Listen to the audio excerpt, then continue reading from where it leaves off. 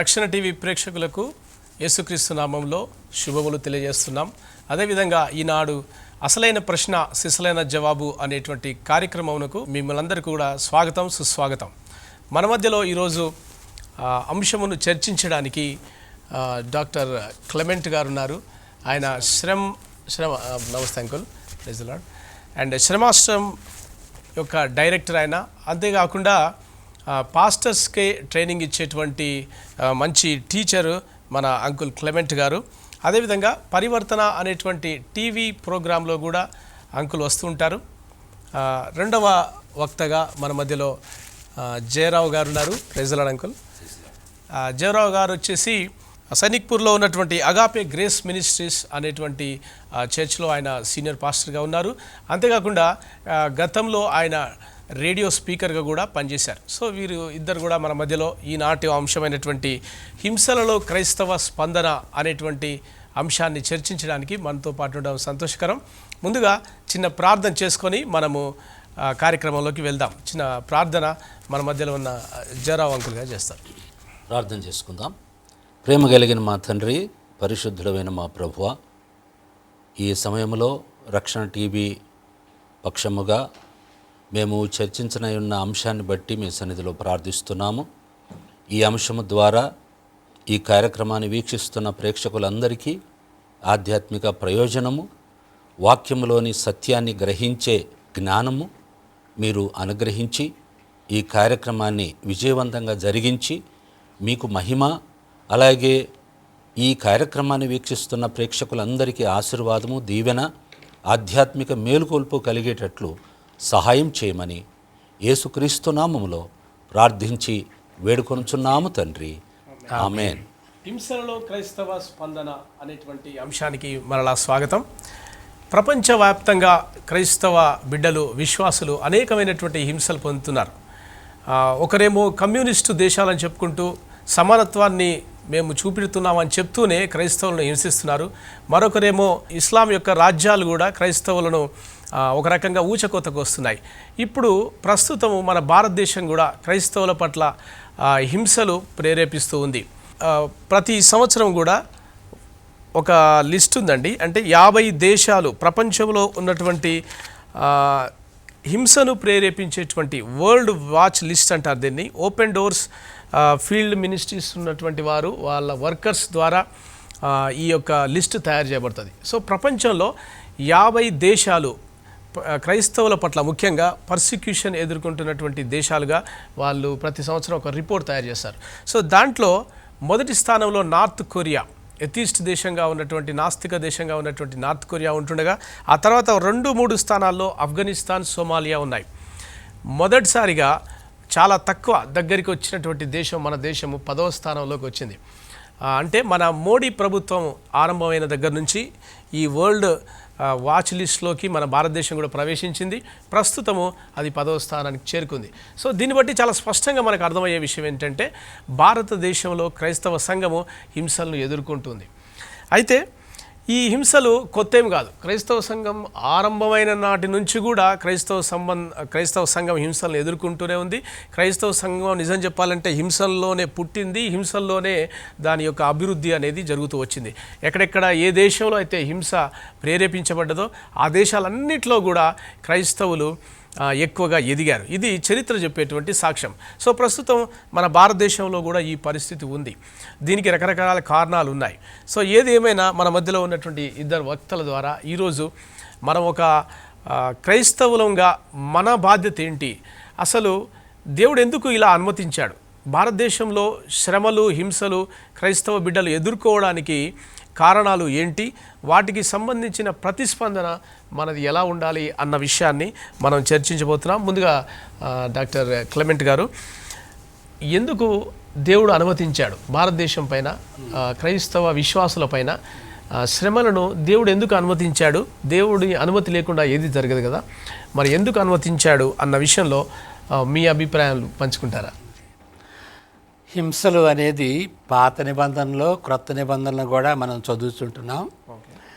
దీనికి వివరణ పాత నిబంధనలో ఇశ్రాయేలుకి జరిగినటువంటి ఆ యొక్క హింసను బట్టి మనం అనేక పాఠాలు నేర్చుకోవచ్చు. యెహెజ్కేలు గ్రంథంలో 48 అధ్యాయాలు ఉన్నాయి. దాన్ని చదివినప్పుడు ఎందుకు ఇశ్రాయేలీయులకి హింస వచ్చింది అనేది నాకు బాగా స్పష్టంగా తెలిసిందన్నమాట. ముఖ్యంగా యెహెజ్కేలు గ్రంథంలో 48లో ఎందుకు అని అంటే దేవుడు ఇక్కడ చెబుతాడు, హింసలు ఇశ్రాయేలీయులకి రావటానికి దేవుడు అనుమతించడమే కాదు, ఆయనే పంపించాడు. హింసలు ఆయనే పంపించి వాళ్ళని చెరబట్టడానికి బబిలోనియే కాదు అష్షూరుని కూడా లేపి వాళ్ళని, అష్షూరులైతే చెదిరిపోయారు, వేరే వేరే దేశాలకు అష్షూరులు వాళ్ళని తీసుకెళ్ళారు. తర్వాత మరలా బబిలోన్ నుండి యూదులను తీసుకెళ్ళారు 3 తఫాలుగా, 605లో, 597లో, 586లో 3 తఫాలుగా ఇశ్రాయేలీయులు కొనిపోబడ్డారు. అది దేవుని యొక్క తీర్పుగా ఆయన ఇక్కడ వివరిస్తాడు. ఎందుకు, ఏ ఉద్దేశంతో దేవుని యొక్క తీర్పు, ఏ ఉద్దేశంతో దేవుని యొక్క శిక్ష అంటే ఇంకొకటి, మరి దేవుని యొక్క తీర్పు అని అంటే ఇంకో ప్రశ్న వస్తుంది. మనం క్రైస్తవులు కదా, మనకేంటి తీర్పు? రోమా 8:1 స్పష్టంగా ఉన్నది కదా, క్రీస్తునందున్న వారికి ఏ తీర్పు లేదని అనేటువంటి ప్రశ్న. ఈ తీర్పు వేరు, ఆ తీర్పు వేరు. నిత్యత్వంలో అంటే ఈ యుగాంతంలో జరిగేటువంటి చివరి తీర్పు, చివరి జడ్జిమెంటు, ఓకే, అది ఫైనల్ జడ్జిమెంట్. అది క్రైస్తవుల మీదకి రాదు. కానీ క్రైస్తవుల్లో కూడా పాపం ఉంటుంది. ఆ పాపాన్ని నుండి పరిశుద్ధపరచడం కోసం అని దేవుడు డిసిప్లిన్ చేస్తాడు. దాన్ని ఏమంటారంటే టెంపరల్ జడ్జిమెంట్ అంటారు. అంటే టెంపరీ జడ్జిమెంట్ అని కాదు, ఈ కాలంలో ఈ చరిత్రలో జరిగేటువంటి ప్రతి ఒక్క జడ్జిమెంటు, క్రైస్తవులు కానీ క్రైస్తవేతరుల మీద కానీ జరిగేటువంటి జడ్జిమెంటు చివరి దినాల్లో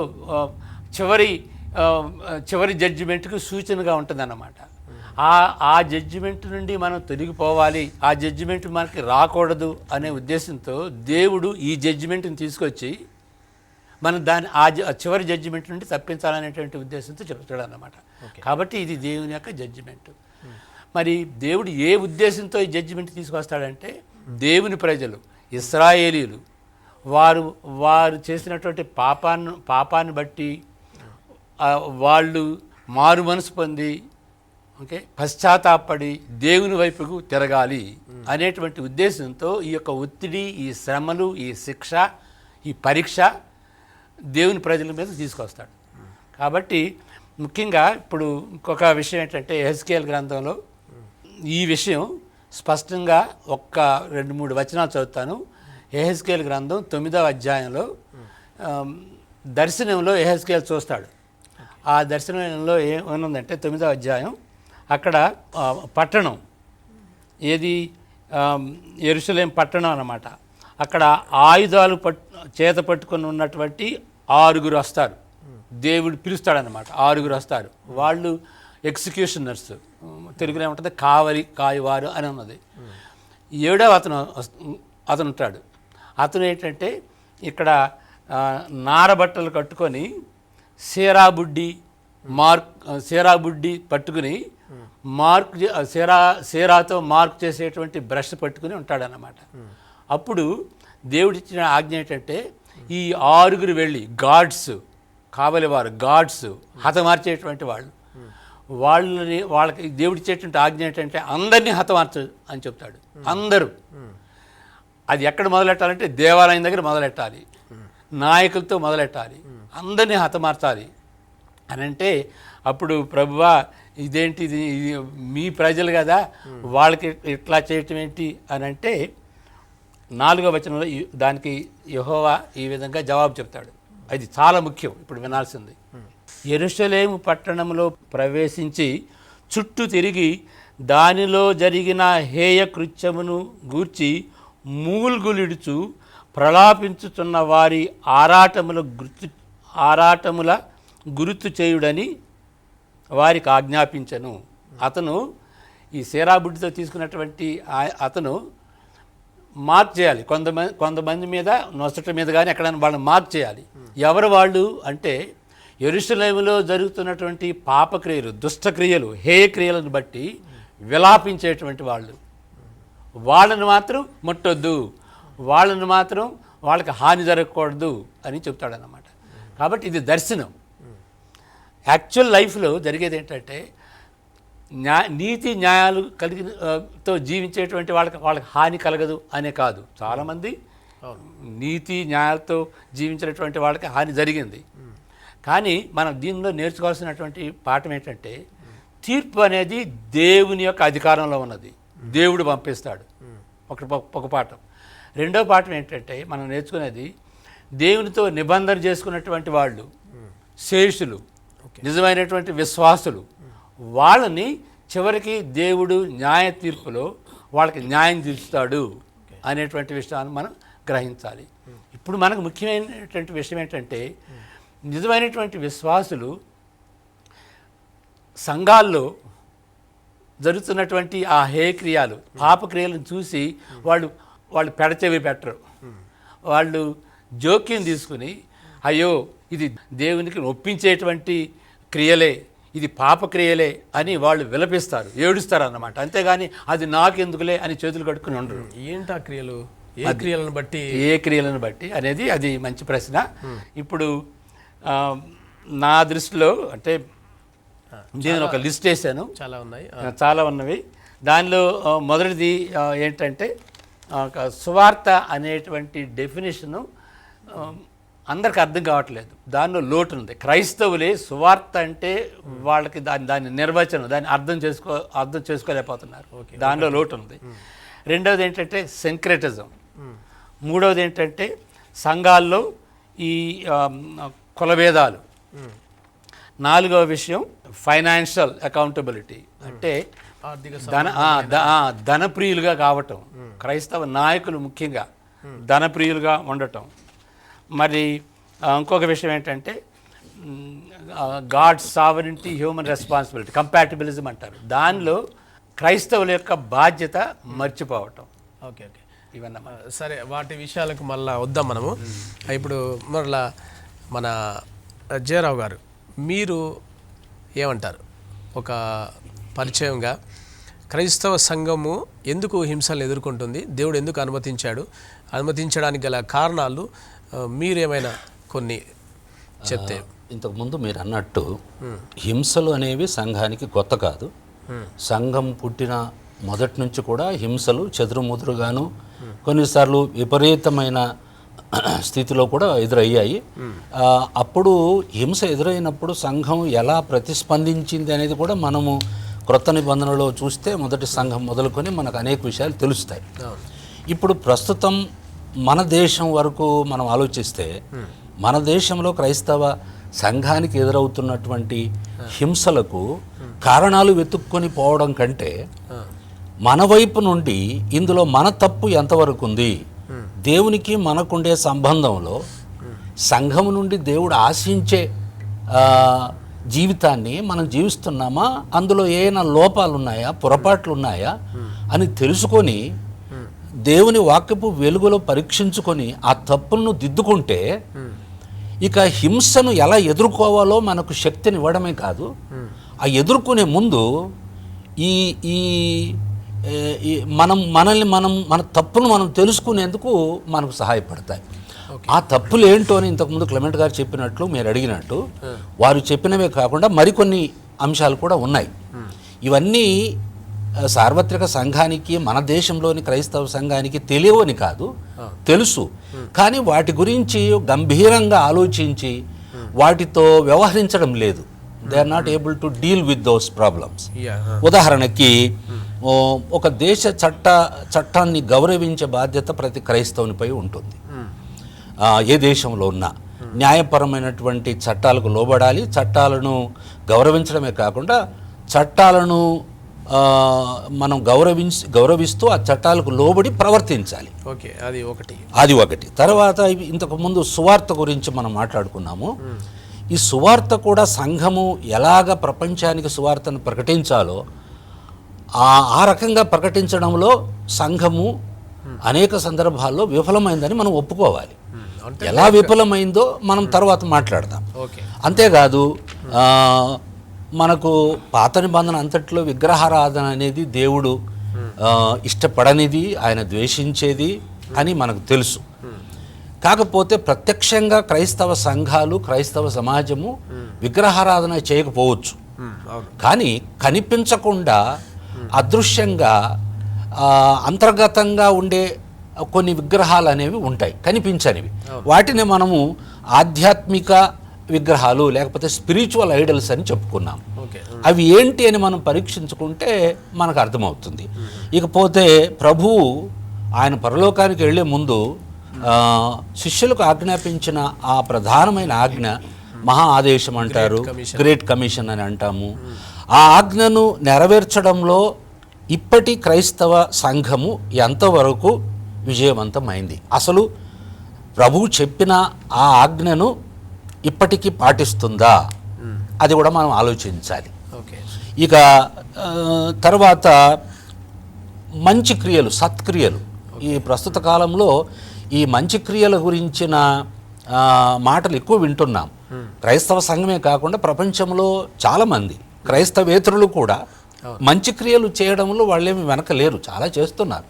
కానీ వాళ్ళు చేసే మంచి క్రియలకు క్రైస్తవ సంఘం చేయాల్సిన మంచి క్రియలకు మధ్య ఏదైనా తేడా ఉందా, అసలు దేవుడు కోరే మంచి క్రియలు ఏంటి, అందులో విఫలమైతే ఇవన్నీ ఇంతకుముందు మనం చెప్పుకున్న వీటన్నిటిలో మనం విఫలమైతే జరిగే నష్టం ఏమిటంటే మనకేమి నష్టం కాకపోవచ్చు మన దృష్టిలో, కానీ దేవునికి ముందు నొప్పి కలుగుతుంది, ఆయన మనసుకు గాయం కలుగుతుంది. సో దానివల్ల కలిగే పర్యవసానాలను కూడా మనం దృష్టిలో పెట్టుకొని ఈ చర్చలో ఒక నిర్ణయానికి రావాలి, వాస్తవాన్ని మనం తెలుసుకోవాలి. ఓకే. సో మీరిద్దరి అభిప్రాయాల ప్రకారంగా సంఘంలో విశ్వాసులు ఏ విధంగా అయితే లేఖనం చెప్తుందో ఆ విధంగా ఉండట్లేదు కాబట్టే దేవుడు ఈ శ్రమల్ని, హింసల్ని మన మీదికి అనుమతించాడు అన్నది మీ ఇద్దరి మాటల్లో నాకు అర్థమైన విషయం.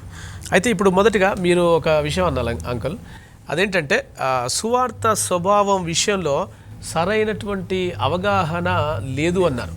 అంటే అది సంఘంలో ప్లస్ నాయకుల్లో, విశ్వాసుల్లోన ఎట్లా లేదంటున్నారు ఆ మాట మీరు? అంటే దాని డెఫినేషన్ ఏంటి, అసలు సువార్త అంటే ఏంటి, దాని యొక్క నిజమైనటువంటి నిర్వచనంతో ఇప్పుడున్నటువంటి నాయకులు అనుకోవచ్చు లేకపోతే బోధకులు అనుకోవచ్చు, వాళ్ళు ఏ విధంగా దాన్ని వక్రీకరిస్తున్నారు లేకపోతే నిజమైన సువార్త నుంచి తప్పిపోయి ఉన్నారు అన్న విషయం ఏంటి అసలు? నేను చాలామందిని ప్రశ్నించాను సువార్త అంటే ఏంటి అని. సువార్తే కాదు, ఎవరు క్రైస్తవులు, మతం అంటే ఏంటండి,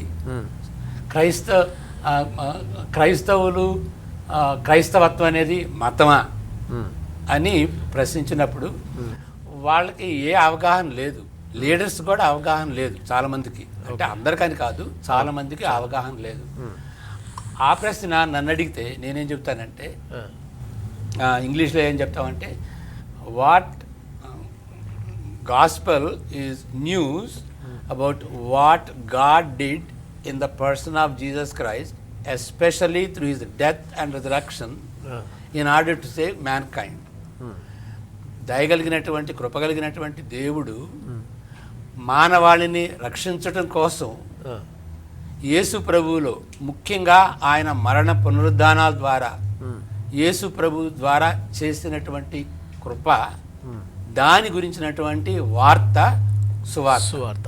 ఓకే, అది ఎందుకు అవసరం అంటే, అది నొక్కి చెప్పడం ఎందుకు అవసరం అంటే, చాలామంది గంభీరంగా వాళ్ళ సాక్ష్యాలు చెప్తారు.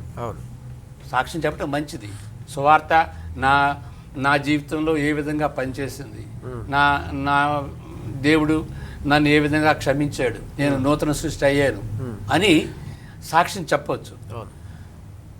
ఎంత గొప్పగా సాక్ష్యం ఉంటుందో అంతగా మహిమ వానికి వెళ్తుంది. ఓకే, కానీ సువార్త అంటే యేసు ప్రభుని గురించి, ఆయన మరణం గురించి, ఆయన పునరుద్ధానం గురించి, ఆయన నమ్మాలి, ఆయన అలాంటి వ్యక్తి, ఆయన దేవుడు, ఆయన మనిషి, మనకి బలియాగంగా మన పక్షాన చనిపోయాడు అనేటువంటి మాట రాదు. ఎంత సాక్ష్యం చెప్పినా కానీ అది సువార్త కాదు. అంటే దేవుని మహిమపరచకుండా వారిని మహిమపరచుకోవడం అనేది సాక్ష్యంలో కనబడుతుంది. మహిమ ఒకటి. ఇప్పుడేంటంటే అసలు సువార్త అది ఏంటి? యేసు ప్రభు లేకుండా సువార్త ఏంటి?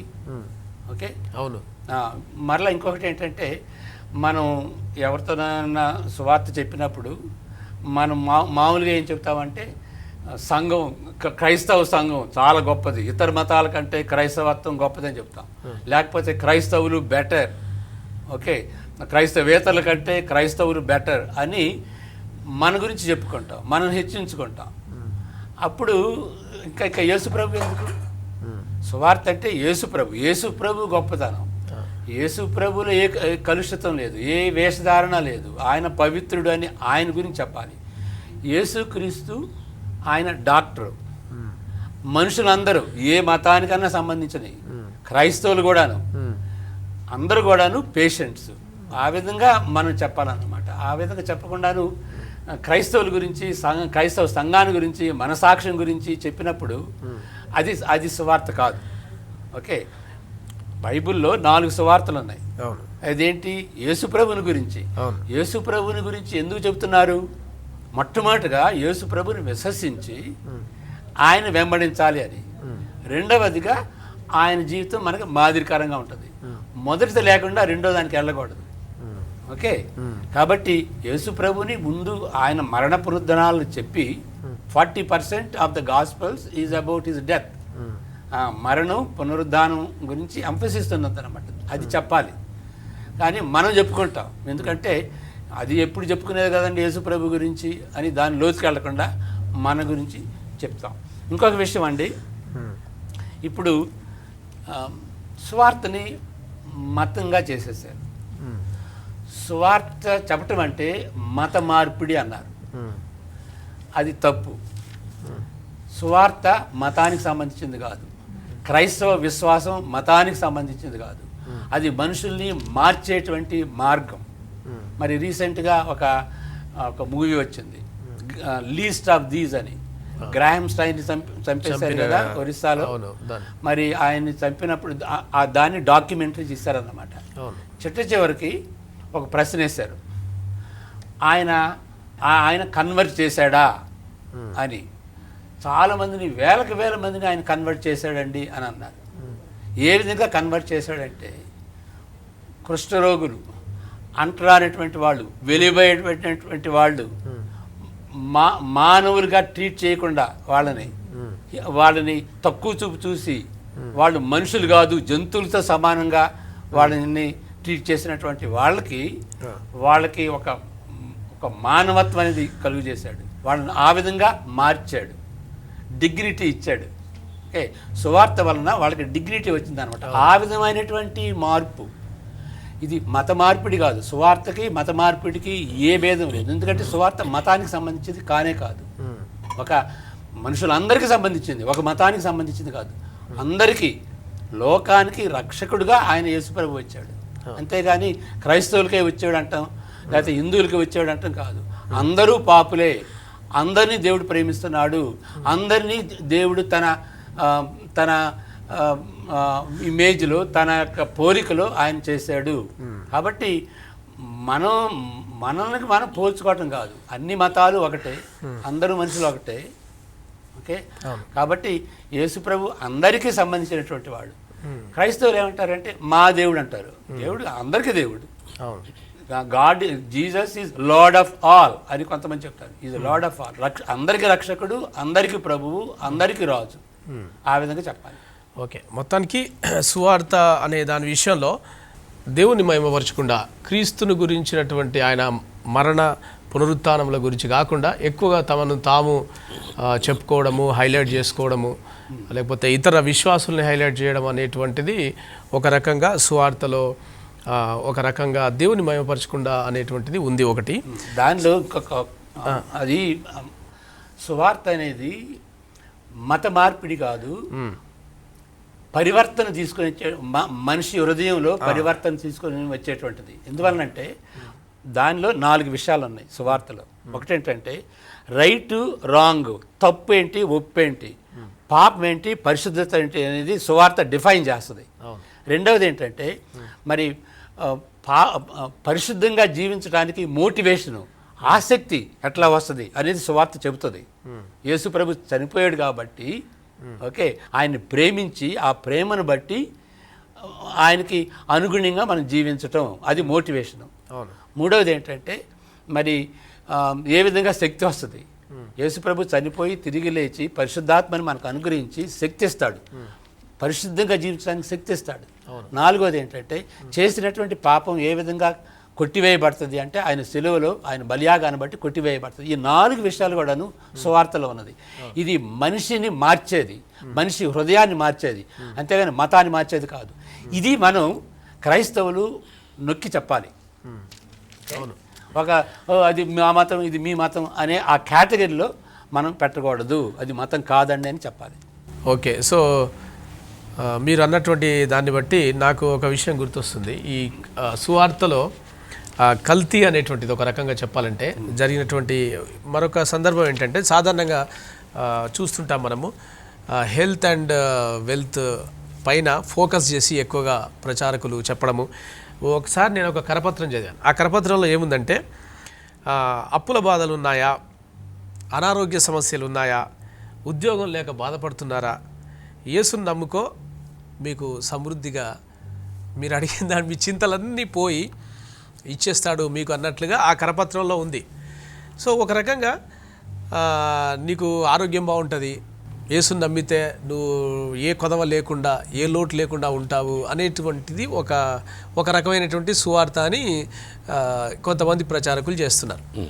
సో ఈ విషయంలో మీరేమంటారు? ఇది కూడా మరి అంకుల్ చెప్పినట్లుగా సువార్త టెస్ట్ మనీ విషయంలో ప్లస్ జీవితాన్ని మార్చేది విషయాన్ని పక్కన పెట్టేసి వాళ్ళు ఏదైతే చెప్తున్నారో అది కాకుండా రెండవ విషయంగా ఈ విషయం మీద మీరేమైనా? అవును, ఇంతకీ మనం దీని గురించి మాట్లాడుకునే ముందు సువార్త అంటే ఏమిటి, దేన్ని మనం సువార్త అని చెప్పగలం? పౌలు భక్తుడు అంటాడు సిలువను గూర్చిన వార్త అన్నాడు. అవును, సిలువను గూర్చిన వార్త ఏముంది? యేసుక్రీస్తు సిలువలో మరణించాడు కాబట్టి సర్వమానవాళి కొరకు ఆ సిలువను గూర్చిన వార్త సువార్త అయింది. ఎందుకు మరణించాడు? ఆయన మరణించడం వల్ల మానవాళికి ఏ రకమైన ప్రయోజనాలు, లాభాలు, మేలులు ఉన్నాయనేదే సువార్త. అందులో మొదటిది ఏమిటి? ఇప్పుడు మీరు అన్నట్టు హెల్త్, వెల్త్, ఆరోగ్యము, సమృద్ధి.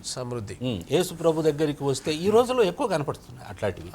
ఇప్పుడు నేను రక్షించబడినటువంటి తొలి దినాల్లో దాదాపు 40 ఏళ్ల క్రితము సువార్త సభలు అనేది మాత్రమే ఉండేది. ఎక్కడైనా సరే మీటింగులు పెడితే ప్రజలు వచ్చేవారు, వేల కొలది వచ్చేవాళ్ళు కాదు, 100ల మీద వస్తే గొప్ప.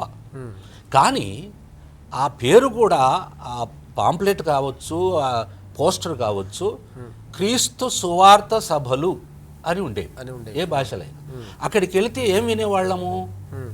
యేసుక్రీస్తు సిలువలో మరణించడము, ఆయన మరణ పునరుత్థానాల ద్వారా ఆయన మానవాళికి సిద్ధపరిచిన రక్షణ, దాని గురించి ప్రకటించేవాడు. అది విని పాపపు గ్రహింపు కలిగి సువార్త విన్న తర్వాత ప్రజలు ముందుకు వచ్చేవాళ్ళు, 10ల సంఖ్యలో, 100ల సంఖ్యలో, అంతే. కానీ ఈ రోజుల్లో ఏమైంది? ఉదాహరణకి సువార్త సభలు అనేవి కనుమరుగైపోతున్నాయి. అవును, ఇప్పుడు మీరు ఎక్కడికి వెళ్ళినా మన తెలుగు 2 రాష్ట్రాల్లో స్వస్థత సభలు, సువార్త సభలు అనేది తప్ప మిగతా అన్నీ ఉన్నాయి. కుటుంబ సభలు, ఆరాధన సభలు, అభిషేక సభలు అంట. బైబిల్లో ఎక్కడ కూడా అభిషేకం ఉంది, పరిశుద్ధాత్మ అభిషేకం ఉంది. అభిషేకం అనేది ఒక సబ్జెక్టు.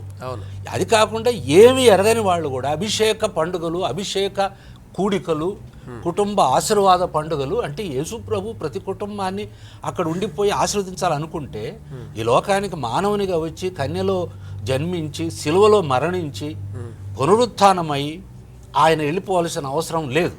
అక్కడి నుంచే కుటుంబాలని దీవించబడను కాకంటే దీవించబడి. అందుకని సువార్త అంటే ఏమిటో మనం గ్రహించాలి. ఇప్పుడు రోమాపత్రిక 1వ అధ్యాయంలో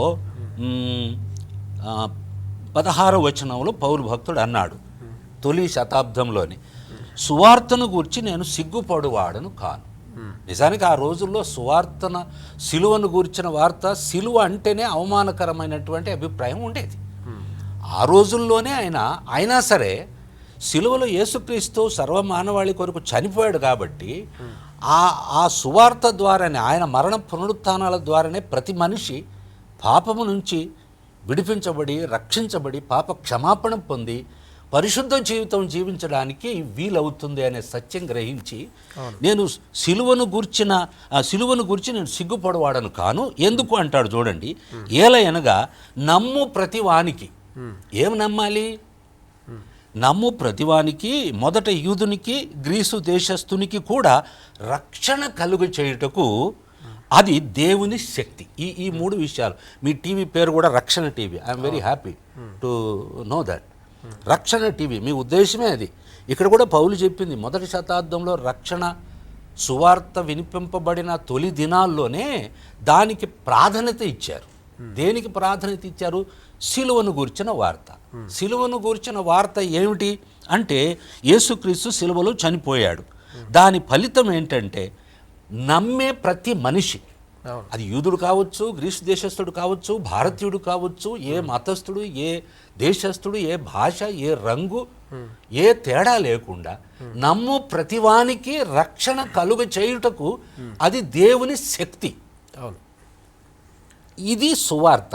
అంటే పూర్తి కాదు, సువార్తలో మూలం ఇది వినిపించబడుతుందా? ఇప్పుడు సువార్తను ప్రకటించే క్రైస్తవ సభలలో దీన్ని నొక్కి చెబుతున్నారా, లేక దీనికి వేరుగా అనకుండా దాన్ని మరుగు చేసి, అసలైన సువార్తను మరుగు చేసి ప్రజలను ఆకర్షించడానికి, ఎక్కువ మంది రావాలని వారి జీవిత అవసరతలను దృష్టిలో పెట్టుకొని ఇప్పుడు స్వస్థతలు జరగవంటారా? అంటే హెల్త్ అనేది దేవుడు ఇవ్వడంటారా, లేకపోతే సమృద్ధి ఇవ్వడు అనేది వస్తున్నా? మీరు అడిగింది కరెక్టే అది. కానీ నేనేం చెప్పానంటే ఇంతసేపు సువార్తలో ముందు ఏది చెప్పాలి, ఏది చెబితే ఇది సువార్త. ప్రయారిటీ ప్రాధాన్యత ఏమిటి అంటే యేసుక్రీస్తు సిలువలో నీ కొరకు చనిపోయాడు. పాపివైన నీవు నీ పాప నుంచి విడిపించబడి పరిశుద్ధుడైన దేవునితో సహవాసం కలిగి నీతి కలిగి లోకంలో బ్రతకవచ్చు.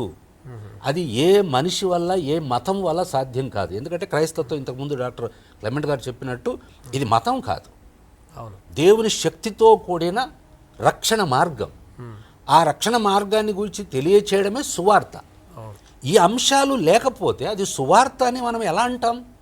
ఇప్పుడు ఆరోగ్యము, సమృద్ధి, సిరి సంపదలు కావాలని ప్రతి మనిషి కోరుకుంటాడు. కానీ సువార్తకు అది ముందు అది కాదు చెప్పాల్సింది. అట్లని చెప్పేసి రక్షించబడిన దేవుని సేవకులు, దేవుని ప్రజలు కూడా ఎంతోమంది కష్టపడ్డారు, ఉపవాసాలతో ఉన్నారు, పేదరికంతో బ్రతికారు. మరి వారికి ఎందుకు సిరి సంపదలు రాలేదు? ఇప్పుడు అపోస్తలుడైన పౌలు గురించి చూస్తే ఆయనకు ఒక ముళ్ళు ఉన్నది. అంత గొప్ప భక్తుడు, దేవుని సేవ చేసినవాడు, ఆయన పరిచర్యలో అద్భుతాలు జరిగాయి. అయినా సరే తనకే స్వయంగా ఒక ముళ్ళు ఉన్నది. అది ఏమిటో మన అంశం కాదు, కానీ ఆ ముళ్ళుతో ఆయన బాధపడ్డాడు. ఆ ముళ్ళు నుంచి ఆయన పూర్తిగా విడిపించబడినట్టు దాఖలాలు లేవు. రెండవది యోబు, పాత నిబంధనలో యోబు, ఆయన అనుభవించిన శ్రమలు ఎవరికి కూడా అది ఎక్స్ప్లెనేషన్ చేయడానికి కుదరదు, మన వల్ల కాదు. ఏ తప్పు చేయకుండా బైబిల్ చెప్తుంది కదా, ఆయన నిర్దోషి, యథార్థవంతుడు, దేవుని భయభక్తులు కలిగి, అయినా కూడా ఆయనకు ఆ శ్రమలు రావడానికి కారణాలు ఉన్నాయి. కానీ వెంటనే ఆ శ్రమల నుంచి ప్రభువు వారిని విడిపించినట్లు లేదు, దేవుడు విడిపించినట్లు లేదు. కాబట్టి వీటన్నిటి వెలుగులో ఆలోచన చేసినప్పుడు ఇప్పుడు మనం వింటున్న, చూస్తున్న ప్రస్తుత కాలంలో హెల్త్, వెల్త్ అంటే నువ్వు యేసుప్రభువుని నమ్ముకుంటే నీ రోగం బాగవుతుంది అనేది సువార్త కాదు. సువార్త చెప్పిన తర్వాత సువార్తలో మూలమైన యేసుక్రీస్తు నీ జబ్బుల నుంచి విడిపించడానికి ఆయన సమర్థుడు. ఆయన పొందిన గాయముల చేత మనకు స్వస్థత కలుగుతున్నది, వాస్తవమే. కానీ అన్ని జబ్బులు, అన్ని రోగాలు ఏకపక్షంగా బాగైపోతామని చెప్పడానికి మనకు వీలవుతుందా? వీల్లేదు. ఇప్పుడు చాలామంది సువార్తను వ్యతిరేకించే కొంతమంది ఉన్నారు భారతదేశంలో. సరేనయ్యా, స్వస్థత సభలు అంటున్నారు, రండి హాస్పిటల్కి వెళ్దాము, అక్కడ చాలామంది రోగులు ఉన్నారు, మీరు వచ్చి ప్రార్థన చేయండి, బాగు చేయండి అంటారు. ఇలా ఎప్పుడన్నా జరిగిందా? అపోస్తలులు కానీ గతంలో ఉన్న భక్తులు కానీ సువార్త ప్రకటించిన నిజమైన సువార్థికులు ఇలా చేశారా? లేదు. పౌలు కానివ్వండి, తర్వాతి భక్తులు కానివ్వండి, సువార్త ప్రకటిస్తూ వెళ్ళారు. స్వచ్ఛమైన సువార్త, కల్తీ లేని సువార్త. క్రీస్తును గూర్చిన వార్త, సువార్తను గూర్చిన వార్త చెప్పుకుంటూ పోయారు. చెప్పినప్పుడు నమ్మిన వారు రక్షించబడ్డారు. అవును, వాటితో పాటు కొన్ని అద్భుతాలు జరిగాయి. కానీ అద్భుతాలే ప్రధానంగా వారు అద్భుతాలు చేస్తాము రండి అని ప్రజలు పిలిచినట్టు కానీ, వారి సువార్త బోధలో అద్భుతాలను హైలైట్ చేసి ప్రకటించినట్లు కానీ మనకు లేదు ఎక్కడ ఆధారాలు. Okay okay. సో మొత్తానికి మీరు అనేది ఏంటంటే అసలైనటువంటి ప్రయారిటీ దేనికి ఇవ్వాలో దాన్ని ఇవ్వకుండా సెకండరీ విషయాలను తీసుకొచ్చి అదే ప్రధాన అంశంగా తీసుకొచ్చి మన ముందుంచడం అనేటువంటిది ఒక రకంగా సువార్తను ఏమంటారు డౌన్ చేసినట్లుగా, తగ్గించినట్లుగా మనం చెప్పుకోవచ్చు. తర్వాతనైనా చెబుతున్నారంటే చాలా సందర్భాల్లో సువార్తను అసలు చెప్పకుండానే కూడికలు అయిపోతున్నాయి. యేసుక్రీస్తు నీ అవసరతలు తీరుస్తాడు అని ఆయన ప్రజెంట్ చేస్తున్నారు ప్రజలకు. ఆయన రక్షకుడిగా వారిని యేసు ప్రభువును పరిచయం చేయడానికి బదులు నీ ఇబ్బందులు, నీ కష్టాలు, నీ రోగాలు బాగు చేసే ఒక ఒక ఒక అద్భుతాలు చేసే వ్యక్తి, ఇంద్రజాలికుడు అన్న రీతిగా చూపిస్తున్నారు. అది తప్పు అని అంటారు. Okay okay uncle. అండ్ నేను దాని గురించి ఒక చిన్న పాయింట్ యాడ్ చేస్తాను. స్వార్థ అనేది నిత్యత్వానికి మెయిన్గా సంబంధించింది. అవును, దేవునికి మనిషికి ఏ విధంగా సంబంధం కలగాలి, ఏ విధంగా రిలేషన్షిప్ ఉండాలి ఆధ్యాత్మిక జీవితానికి. ఎందుకంటే పరలోకం అంటే ఏంటి? దేవునితో ఉండటం, దేవునితో సంబంధం. ఆ సంబంధం ఇప్పుడే మనం స్టార్ట్ చేయొచ్చు యేసుప్రభుని బట్టి. కాబట్టి నిత్యత్వానికి సంబంధించింది. ఆ నిత్యత్వం ఇప్పుడే స్టార్ట్ అవుతుంది. అవును, ఓకే. అది గురిగా పెట్టుకోవాలి.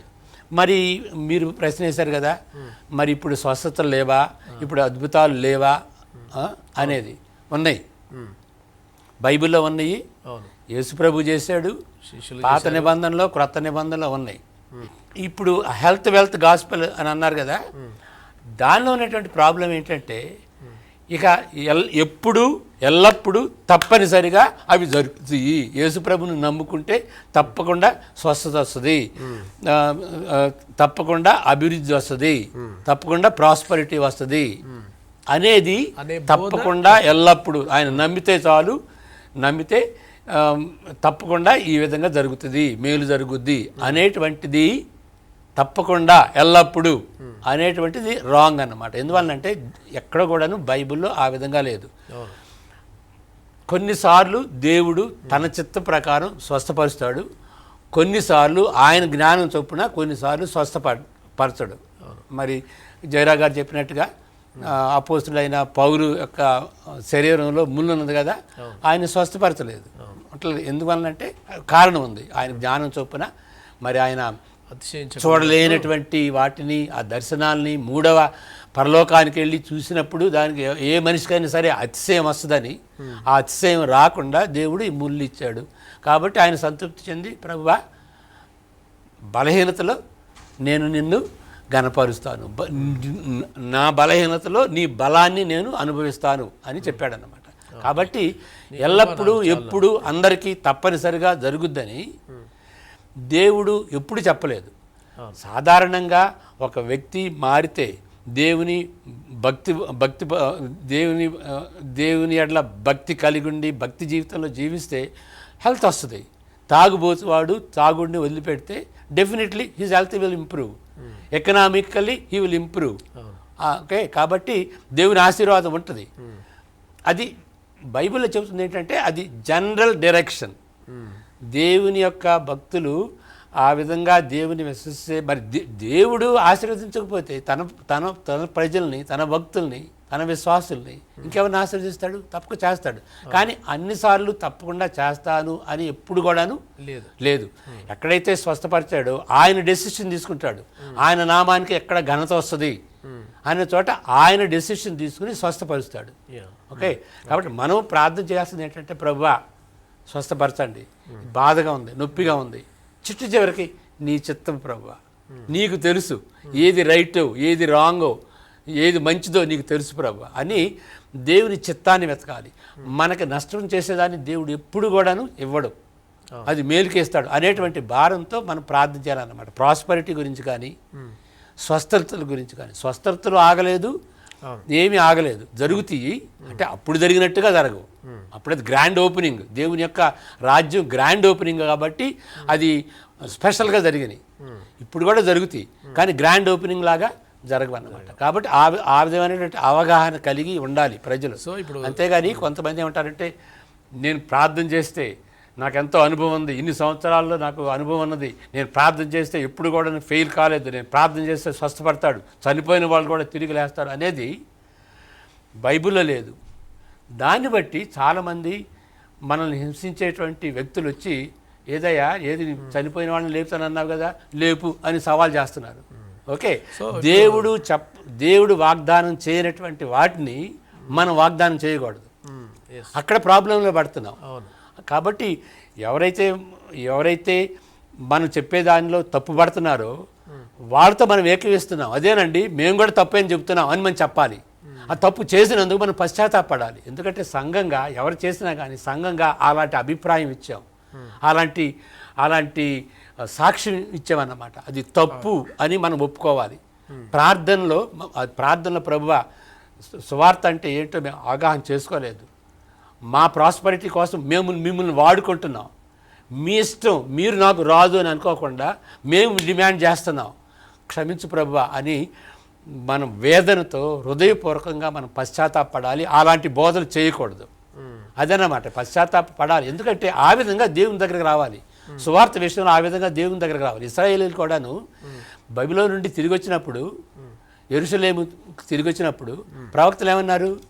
యెరూషలేము తిరిగి రావడం కాదయా, దేవుని దగ్గరికి తిరిగిరా, రిపెంటెన్స్, పశ్చాత్తాపం, దేవుని దగ్గరికి తిరిగిరా, అంతే.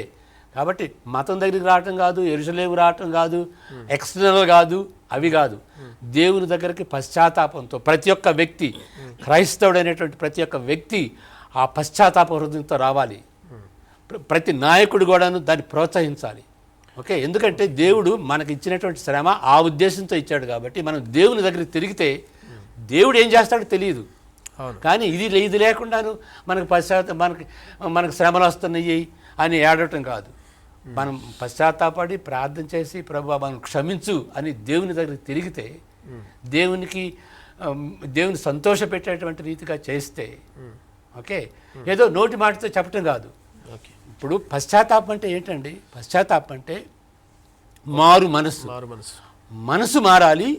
మనసు మారిన దాన్ని బట్టి ప్రవర్తన మారాలి, పరివర్తన రావాలి. ఓకే, పర్ఫెక్ట్ అవుతారని కాదు, ఎవరు పర్ఫెక్ట్ కాదు, కానీ మనసు మారాలి. దేవుడు ద్వేషించినటువంటి దాన్ని మనం ద్వేషించాలి. ముఖ్యంగా స్వార్థ దేవుని యొక్క హృదయానికి చాలా ప్రియమైంది. ఆ స్వార్థని మనం డిస్ట్రాయ్ చేసేసాం. ఓకే, మన సొంత ఆలోచనల చొప్పున దాన్ని మనము కలుషితం చేసాం. అది చాలా దేవునికి అది చాలా నొప్పి అన్నమాట. కాబట్టి ఆ విషయంలో prosperity theology, prosperity gospel, okay, ఆ యొక్క యేసుప్రభుని గురించి చెప్పకుండా మన సాక్ష్యం, ఇవన్నీ కూడాను దేవుడు యేసుప్రభు ద్వారా ఎస్టాబ్లిష్ చేసినటువంటి ఆ యొక్క స్వార్థకు నష్టం తీసుకొచ్చామన్నమాట.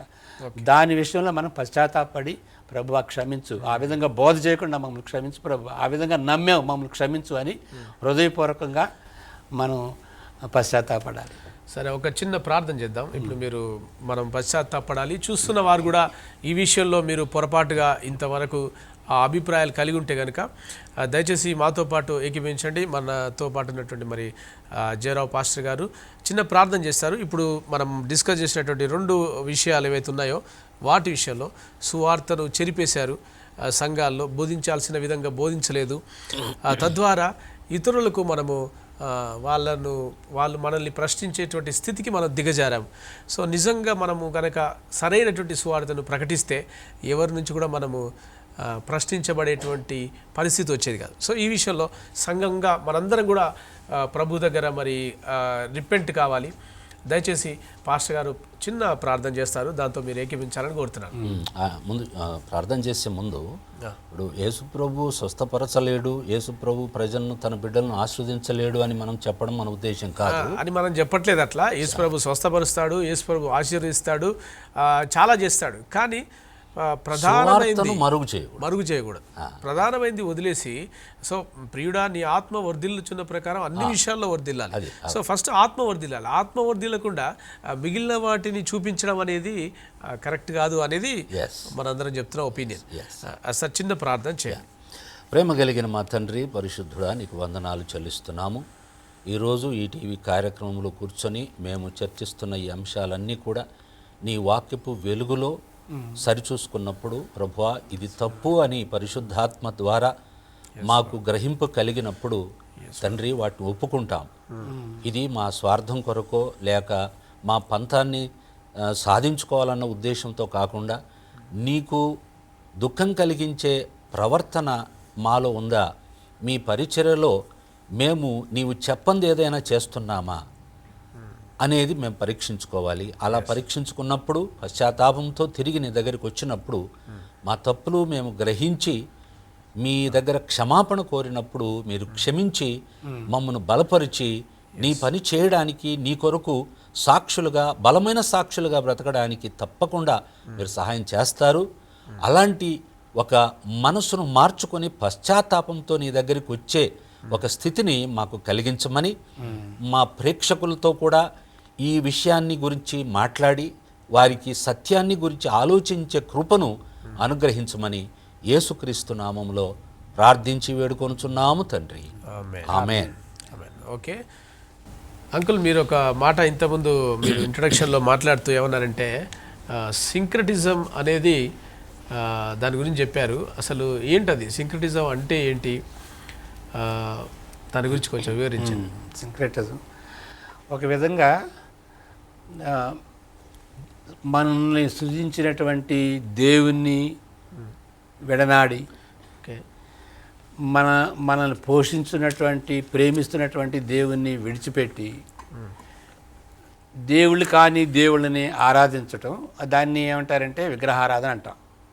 కానీ యెహోవా దేవుని పేరు పెట్టుకుని, యేసుక్రీస్తు పేరు పెట్టుకుని, క్రైస్తవులుగా పేరు పెట్టుకుని, ఓకే, బైబిల్లో చెప్పినటువంటి రీతిగా క్రైస్తవులు ఏ విధంగా జీవించాలి అనేటువంటిది అది వదిలిపెట్టి క్రైస్తవ పేరు పెట్టుకుని క్రైస్తవేతరులుగా ఉన్నటువంటి ఆ అలవాటులు అవలంబించటం, అదన్నమాట. ఈ లోక మర్యాద, అది అన్యుల ఆచారాలు. ఇప్పుడు ఇశ్రాయేలీలు కూడాను, ఇప్పుడు ఇశ్రాయేలీని దేవుడు చెరలోకి తీసుకొని వెళ్ళి, బబిలోను చెరలోకి తీసుకొని వెళ్ళి శిక్షించింది ఎందుకు? వాళ్ళు యెహోవా దేవుణ్ణి ఆరాధిస్తున్నారు. కానీ మిగిలిన అలవాట్లు, ఆ ఆచారాలు అన్నీ కూడాను దేవుడు ఇచ్చినటువంటి ఆ నిబంధనలో ఆ యొక్క ఆ సూచనల ప్రకారం చేయలేదన్నమాట. దాన్ని సింక్రటిజం అంటారు. అంటే ఒక విధంగా అన్యమత సమ్మేళనలాగా.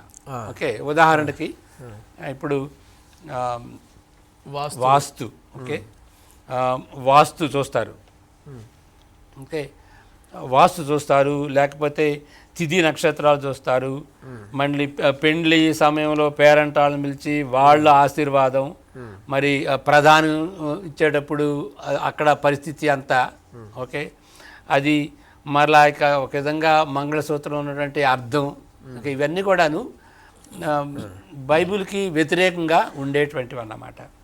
మరి దినం చేయటం, మరి కట్నం అనేది కూడాను, ఇవన్నీ కూడాను దేవునికి ఇష్టమైనవి కాదు. వేరే వరల్డ్ వ్యూ, వేరే మతాల్లో ఉన్నటువంటి వాటిని అవలంబించటం అన్నమాట. పేరేమో క్రైస్తవులు, అవలంబించటం వేరే వాళ్ళది. దాన్ని సింక్రెటిజం అంటారు. ఐగుప్తులో నుండి వచ్చారు కానీ ఐగుప్తు యొక్క ఆశలు నెరవేర్చుకుంటున్నారు ఇంకా ప్రతిదీ కూడా అన్నమాట. అందువలన దేవుడు వాళ్ళని డిసిప్లిన్ ఇచ్చాడు, దేవుడే ఇచ్చాడు చెర. ఎందుకంటే వీధి గ్రహించుకుని అది కాదు, ఆ పందాల వెళ్ళకూడదు. దేవునితో నిబంధన చేసుకున్నటువంటి ప్రజలు దేవుని నిబంధనకు కట్టుబడి, ఆయన ఇచ్చినటువంటి ఆజ్ఞలకు లోబడి, ఆయన ఏ విధంగా ఆయన ఆరాధించాలి అనేటువంటి ఆ యొక్క ఇన్స్ట్రక్షన్ ప్రకారమే వాళ్ళు ఆరాధించాలి. ఒక దేవత ఉన్నది, మొలెక్ అంటారు. ఆ మొలెక్ దేవత తన హస్తాలు ఇట్లా పెడుతుంది. ఇక్కడ ఈ లోపలంతా కూడా డొల్లగా ఉంటుంది, ఇక్కడ ఓపెనింగ్ ఉంటుంది. వాళ్ళ మతాచారం ప్రకారం బేబీస్ని తీసుకొచ్చి చిన్న పిల్లల్ని పిల్లలు తీసుకొచ్చి మరి బలిగా అర్పిస్తారన్నమాట మొలెక్ దేవతకి. ఓకే. ఓకే, యూదులు దాన్ని అవలంబించారు. ఓకే, అలాంటి ఆచారాలు చేయకూడదు. ఓకే, ఇప్పుడు దానిలో ఏంటి లోపం, ఎందుకు దేవుడు అబ్జెక్షన్ చేశాడంటే ఏంటి ప్రాబ్లం అందులో? దానిలో ప్రాబ్లం ఏంటంటే దేవుని నమ్ముకున్నటువంటి వాడు దేవుని ఎడల భయభక్తులు కలిగి ఉండాలి. యేసు ప్రభుని నమ్ముకున్నటువంటి వ్యక్తి యేసు ప్రభు ఎడల భయభక్తులు కలిగి ఉండాలి. ఇవన్నీ వచ్చినప్పుడు ఏమవుద్దంటే, ఇవన్నీ చేస్తున్నాం, ఇది చేయకపోతే నష్టం వస్తుంది, ఇది చేయకపోతే అపశకనం, ఇది ఈ వాస్తు పెట్టి కట్టకపోతే ఏ దేవుడు వచ్చి నన్ను శపిస్తాడని ఆ భయం వాళ్ళకి వెళ్తుంది అనమాట. అంటే దేవుని ఎడల భయం పోయి వీటి ఎడల భయం ఉంటుంది అన్నమాట. అందువల్లనే మరి పేతురు కూడా చెప్తాడు, don't fear what they fear, don't fear what they fear. సర్వలోకాన్ని సృష్టించినటువంటి దేవుడు, మనల్ని పోషించేటువంటి దేవుడు, ఆయనకి భయపడాలి. ఓకే, మరి సర్వసృష్టిని సృష్టించటమే కాదు, మరి అగ్నిని రప్పించవచ్చు, మిడతల్ని రప్పించవచ్చు, క్యాన్సర్ని రప్పించవచ్చు, భూకంపాలు రప్పించవచ్చు, అన్నీ ఆయన అధీనంలో ఉన్నాయి. సైన్యములకు అధిపతి యొక్క యెహోవా. ఓకే, మరి సైన్యాలంటే దైవదూతల సైన్యాలన్నీ ఆయన అధికారంలో ఉన్నాయి. ఆయనకి భయపడకుండా, ఆయన చెప్పినట్టుగా చేయకుండా వేరే వాటికి భయపడటం ఏంటి? కాబట్టి వీటి వలన వచ్చేటువంటి నష్టం అది అన్నమాట. సో దేవుని యందు ఉండాల్సినటువంటి భయము, భక్తి అనేటువంటిది సో వీటి వైపు పెట్టడం అనేటువంటిది దేవునికి వ్యతిరేకం. కాబట్టి నాకు భయపడకుండా వాటికి భయపడతారంటే, నేను నిన్ను పోషించేది, సర్వాధికారం నాలో ఉన్నది అని దేవుడు ఒక విధంగా, సో ఒక రకంగా డిపెండెన్సీ కూడా దేవుని వైపు చూడకుండా, దేవుని మీద ఆధారపడకుండా వీటి యందు నమ్మకం ఉంచడం అనేటువంటిది మనము. సో దీంట్లో నుంచి నాకు ఇంతకుముందు అంకుల్ మీరు కూడా ఇప్పుడు అన్నారు ఒక మాట, స్పిరిచువల్ ఐడల్స్ అనేటువంటిది ఒక రకమైనటువంటి విగ్రహారాధన, వారు కూడా విగ్రహాలను మొక్కారు యూదులు అని అంటున్నారు కదా. సో కానీ ప్రస్తుతము క్రైస్తవులు ఎవరు కూడా విగ్రహాలను ఏం మొక్కరు. రోమన్ క్యాథలిక్స్ విగ్రహాలు పెడతారు కానీ వాటికి ఏం మొక్కిన కొంతమంది తెలియని వాళ్ళు మొక్కుతారు. బట్ స్టిల్ బైబిల్ అయితే ఎక్కడ విగ్రహాలను మొక్కడం లేదు, విగ్రహాలను మొక్కడం నిషేధించబడ్డది.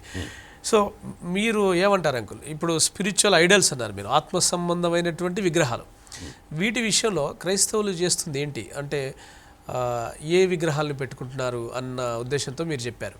సగటు క్రైస్తవునికి విగ్రహారాధన దేవుడు ఇష్టపడడు, ఆయన అసహించుకుంటాడు అనే ఆ బేసిక్ అండర్స్టాండింగ్ ఉంది.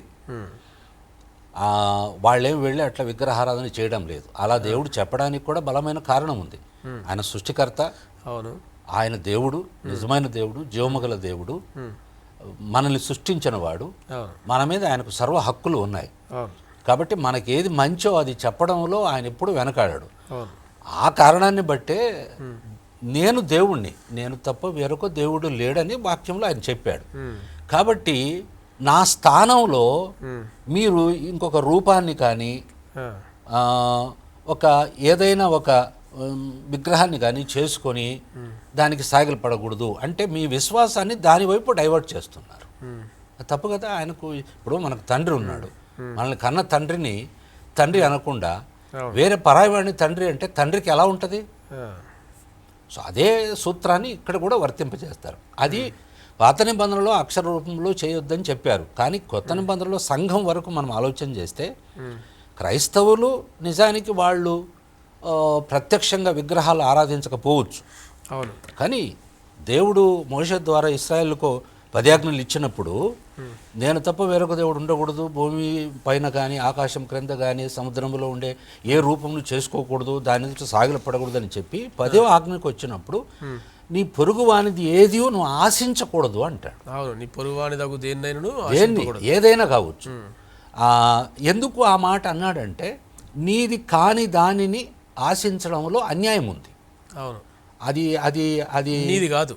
అది ఆశ అంటే నాకు ఇది ఉంటే బాగుండేది అనుకోవడం వేరు, మీ దగ్గర ఉన్నది నాకు కావాలనుకోవడం వేరు. ఇది దురాశ. ఆశ తీవ్ర రూపం దాలిస్తే ఆశకు హద్దులు లేకపోతే అది దురాశకు నడిపిస్తుంది. అదే అప్పుడు అవతలి వాడిది కూడా నేను కావాలనుకుంటాను. ఇక్కడ ఈ చాలా సూక్ష్మమైన విషయం ఇది. క్రైస్తవ జీవితాల్లో విగ్రహాలు ప్రత్యక్షంగా కనబడవు, వాళ్ళు ఆరాధించడం లేదు. కానీ బైబిల్ స్పష్టంగా చెప్తుంది. అందులో కొత్త నిబంధనలో చాలా విషయాలు ఉన్నాయి. ఒకటి యేసు ప్రభు చెప్పాడు ఒక సందర్భంలో, ఒక ధనవంతుని గురించి ఉదాహరణ చెబుతూ, మీరు అది లూకా సువార్త 12వ అధ్యాయంలో 15వ వచనంలో చెప్తాడు. ఒకడు వచ్చి ఆస్తిని పిత్రార్జితాన్ని పంచిపెట్టమని చెప్తే అప్పుడు ప్రభు వారికి జవాబిస్తూ ఏమంటాడు 15వ వచనంలో, ఆయన వారితో మీరు ఏ విధమైన లోభమునకు ఎడమియక జాగ్రత్త పడుడి అంటాడు. ఒక జాగ్రత్త ఉంది క్రైస్తవులకు, ఒక జాగ్రత్తలు చెప్తున్నాడు. ఏ విషయంలో? అది మెటీరియల్ విషయం. అది ఆస్తిపాస్తుల పంపకంలో అతను ప్రశ్నించాడు. దానికి జవాబు చెబుతూ తనను నమ్మి అనుసరించే వారికి చెబుతున్నాడు, మీరు అంటే క్రైస్తవులు, నన్ను వెంబడించేవారు, నన్ను విశ్వసించిన మీరు ఏ విధమైన లోభానికి ఎడమియ్యకుండా జాగ్రత్త పడుడే అంటాడు. ఎందుకు ఆ మాట వాడాడు?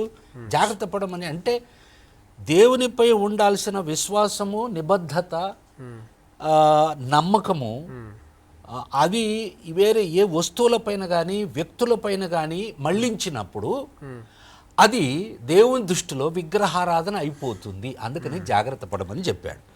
కొలస్సె పత్రికలు కూడా పౌలు భక్తుడు కొలస్సె సంఘానికి రాస్తూ, ఇప్పుడు దురాశ అని చెప్పుకున్నాము, లోభము అని ఉంది. ఏ విధమైన లోభమునకు ఎడమియక అంటాడు. లోభం అంటే ఏమంటారు దాన్ని?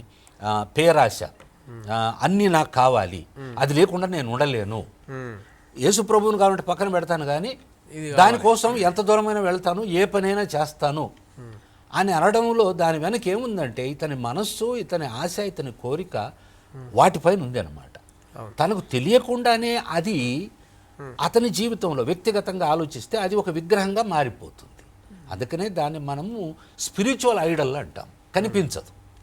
కనిపించదు. కొలస్సే పత్రికలో కూడా 3వ అధ్యాయంలో, కొలస్సేలకు రాసిన పత్రికలో 5వ వచనములో ఉంది చూడండి. కావున భూమి మీదనున్న మీ అవయవములను అనగా జారత్వమును, అపవిత్రతను, కామాతురతను, దురాశను, విగ్రహారాధన అయిన ధనాపేక్షను చంపివేయుడి అంటాడు. ధనాశకు, విగ్రహారాధనకు ముడిపెట్టి మాట్లాడుతున్నాడు. అంటే ఒక వ్యక్తికి, ఒక సంఘానికి, ఒక సమాజానికి లోకములో ఉండే ధనము పైన పేరాశ ఉంటే అది నాకు కావాలి. ఇప్పుడు వాడంతా, అందుకే లూకా సువార్తలో మనం ఇంతకుముందు చదివినప్పుడు ఆ ధనవంతునికి అంత పండింది, అయినా సరే అతను ఇంకా అన్ని కూర్చుకొని పెట్టుకుంటాను అంటున్నాడే కానీ దేవుని గురించి ఏమాత్రం ఆలోచించడం లేదు. ఇవన్నీ నాకు అనుగ్రహించిన దేవునికి ఒక స్థానం ఉంది, అది ప్రథమ స్థానం అనుకోకుండా వాడు పొందిన ఈ భౌతికమైన వస్తు వాహనాలపైనే దృష్టి అంతా ఉంది. అది automatically it will become an idol in his life. అదే మీరు సిరికిని దేవునికిని దాసులుగా ఉండలేరు అని యేసు చెప్పాడు. అవును. సో ఆబ్వియస్గా మనము దేవుని ప్లేస్లో వీళ్ళు డబ్బును పెడుతున్నారు, సిరిని పెడుతున్నారు. అవును. సో ధనాపేక్ష సమస్త కీళ్లకు మూలమని చాలా బైబిల్ స్పష్టంగా చెప్తుంది. సో వీటన్నిటిని బట్టి ఆత్మ సంబంధమైన విగ్రహము అనేటువంటిది దేవుని స్థానంలో వేరేది ఏది ఉంచినా అది ఒక వ్యక్తి పట్ల ఆశ కావచ్చు, వేరే వాడిని ఆపేక్షించి వాంది నాకు కావాలన్నటువంటి దురాశ కావచ్చు. అంటే దేవుని మీద ఆధారపడకుండా ఏది కావాలన్నా సరే, ఇప్పుడు మీరు అన్నారు ఒక వస్తువు కావాలంటే దేవుని అడిగితే దేవుడు ఇస్తాడు, అవసరమైతే ఇస్తాడు. సో దేవుని మీద ఆధారపడకుండా మన సొంతంగా వాంఛించడము, వేరే వాంది చూసి అనేటువంటిది ఒక రకంగా మీరు విగ్రహారాధన. అది ఒక కోణం. ఇంకొక కోణం కూడా మనం మర్చిపోకూడదు. బైబిల్ స్పష్టంగా చెప్పేది ఏంటంటే, యోహాను రాసిన మొదటి పత్రిక 2:15లో లోకమునైనను లోకములో ఉన్న వాటినైనను ప్రేమింపకుడి అంటాడు. అంతే. అంటే ప్రేమించడం అంటే మనకు ఆ ప్రేమలో ఒక వ్యామోహం ఉంది, అది లేకుండా మనం ఉండలేము అనే ఒక భావన ఉంది, డిజైర్ ఉంది. కాబట్టి వాటిని వాడుకోనవద్దని చెప్పలే, కానీ ప్రేమించొద్దు. అంటే మన అసలు క్రైస్తవులుగా ఎవరిని ప్రేమించాలి? మనల్ని ప్రేమించిన యేసు పట్ల ప్రేమ కలిగి జీవించాలి, ఆ ప్రేమను ఇతరులకు తెలియచేయాలి. అది క్రైస్తవ జీవితపు లక్షణం. అట్లని చెప్పేసి మనం లోకంలో ఏమి వద్దని చెప్పలేము, అది కావాలి, వాడుకోవాలి, దానికి ఒక పరిమితి ఉంది. అంతేకాని దేవుని స్థానములో వాటిని తీసుకొచ్చి పెట్టడమో, లేకపోతే దేవుని మాత్రమే ప్రేమించాల్సిన స్థానములో వాటిని ప్రేమించడానికి మనము ప్రాధాన్యత ఇవ్వడంలో అది తప్పు చేస్తాం మనం. అది that will become ultimately an idol in our life. Okay. అందుకని అది ఆధ్యాత్మిక విగ్రహం అని చెప్పుకుంటే ఇవి కనిపించవు. పైకి ఎన్ని మాట్లాడితే లోపల అది విగ్రహంగా ఉండిపోవచ్చు, దాన్నే పూజిస్తూ ఉండొచ్చు, అది మనకు ప్రధానమైపోతుంది. అదే దాన్నే ప్రేమిస్తూ దానికోసమే ఆరాటపడుతూ అదే కావాలని కోరుకోవడము ఒక రకంగా దేవుని పక్కన పెట్టడమే అవుతుంది. పక్కన పెట్టడమే కాదు, ప్రభువుకు మనసుకు నొప్పి కలుగుతుంది. చాలా ఖచ్చితంగా చెప్పాడు, నువ్వు ఇది చేయకూడదని పాత నిబంధనలో. ఇప్పుడు కూడా యేసు ప్రభువు కూడా పునరుత్థానుడు అయిన తర్వాత సీమోను పేతురుతో అడుగుతాడు, నువ్వు నన్ను ప్రేమిస్తున్నావా వీటన్నిటికంటే, వీరందరికంటే. ఎందుకు ఆ మాట అన్నాడంటే మొదటి స్థానములో అది ఉండాలి. ఎఫెసీ సంఘానికి కూడా ఆయనదే చెప్తాడు, మొదట ఉన్న ఆ మొదటి ప్రేమను వదిలేసామని నీ మీద తప్పు ఒకటి తప్పే కదా అది.